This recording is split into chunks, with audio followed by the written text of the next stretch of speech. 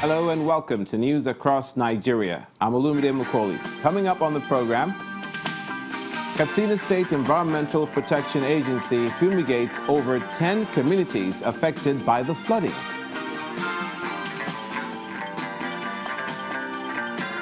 Enugu State Governor commissions road projects linking 2 communities.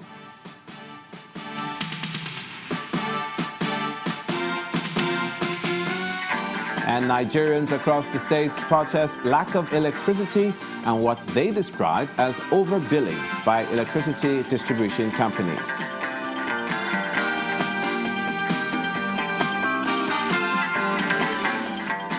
Thanks so much for joining us. We begin in Katsina State, where the State Environmental Protection Agency has begun fumigating communities affected by the flood disaster earlier this week. SEPA is fumigating 10 of the worst affected communities, working with the Jibia Water and Sanitation Department. The Assistant Director of the agency, Nuru Abubakar, says the exercise is expected to eliminate mosquitoes in the affected communities and temporary IDP camps. There are a lot of mosquito breeding sites which have increased as before now. So also there are odor nuisances. You can hear the smell now. So that's what makes the agency to bring about the fumigation and spraying in the whole GBA LGA. At least we have started today. We are aiming maybe by tomorrow we will finish it off, inshallah.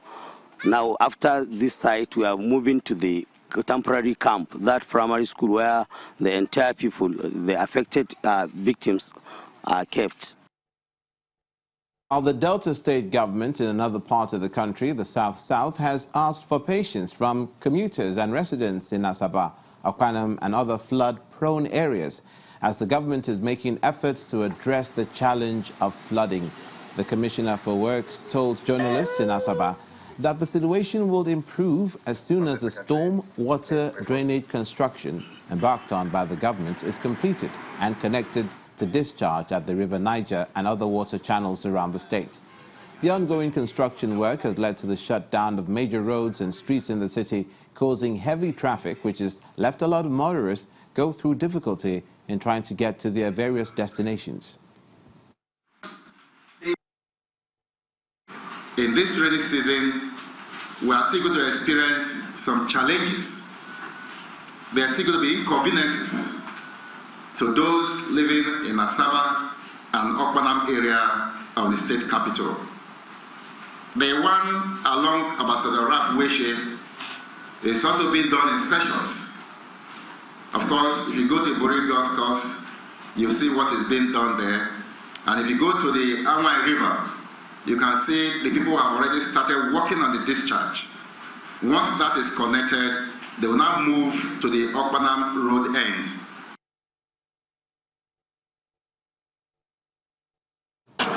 Staying with flood-related stories, more than a couple of Nigerian states suffered the effects of flooding over the past recent weeks. The Ogun State government has commenced massive de-silting for blocked drainage systems, canals and rivers to ensure free flow of water in the wake of last week's flash flood in Abeokuta, the state capital. Members of the State Executive Council were deployed to many parts of the state capital to monitor the situation, aimed at forestalling a recurrence of the last Friday experience, which left homes, bridges, and water and other infrastructure washed away. The State Commissioner for Environment says the state will soon conduct massive channelization of drainage systems, appealing to residents to stop dumping refuse indiscriminately, as this is partly responsible for the flash flood. We've been de-silting before. Now we're doing more de-silting of the drains all across the town, and also to clean the rubbles from those river courses that those flood clogged the flow of the river. So all this we've been doing, and we also in the medium to long term hope that we'll be able to do the channelization of the river courses all across town. We have a number of rivers that passes through Abeokuta, the Shokori, even Arakonga, to flow into and then the river Ogun. So we hope that we will get the required support from the federal government to actually fix all these issues that we have around flooding. They should not be indisciplined in the way they handle their waste. They should not dump their waste indiscriminately in the drains and river courses. This has been their habit, and we've been sensitizing. We'll continue to do that.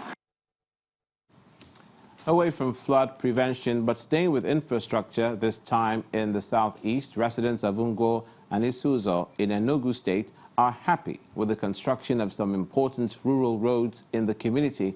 The 12-kilometer stretch of road, which includes a bridge, was in a deplorable state before the state government's intervention 6 months ago.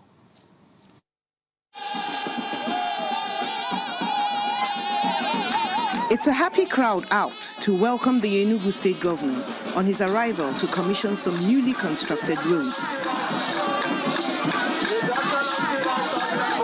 The road, stretching from 9th Mile to the New Market, had suffered neglect since it was first constructed in 1928 during the colonial days.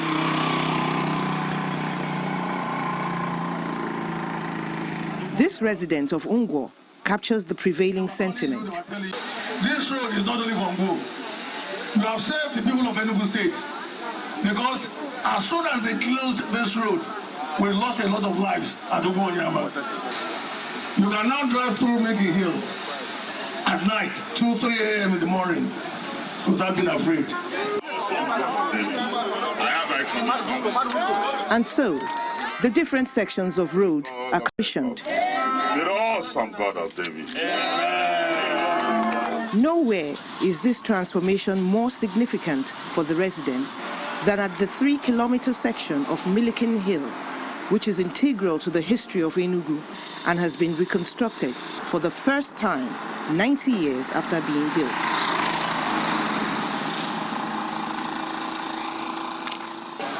I stand here today with joy in my heart, bold by the happy faces of Enugu here present.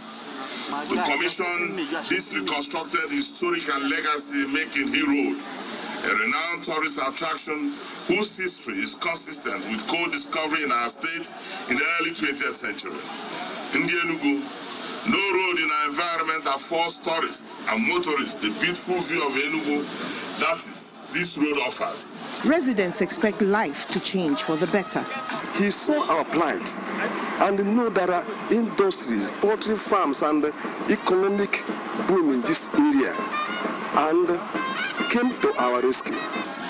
For the governor and residents of Ogun and Isuzo, the rural areas have been opened up for business, which would translate to economic growth in Enugu State.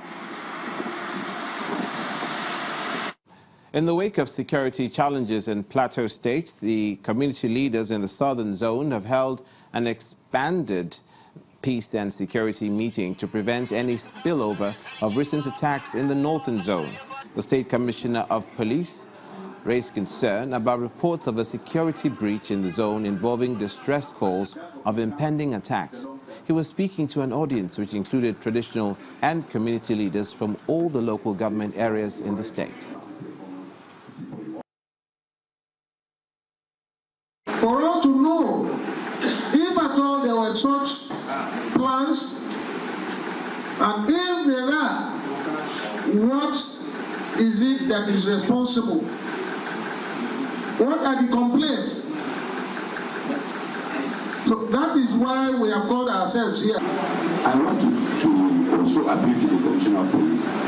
There is no information that is little. There is no information that is insignificant. It is better to investigate and to discover that it's a lie than to keep quiet and not investigate at all. You're watching news across Nigeria. The Apapa-Oshodi Expressway in the mainland axis of Lagos is an important route for motorists. We have an update for you on the recent traffic situation there. Stay with us.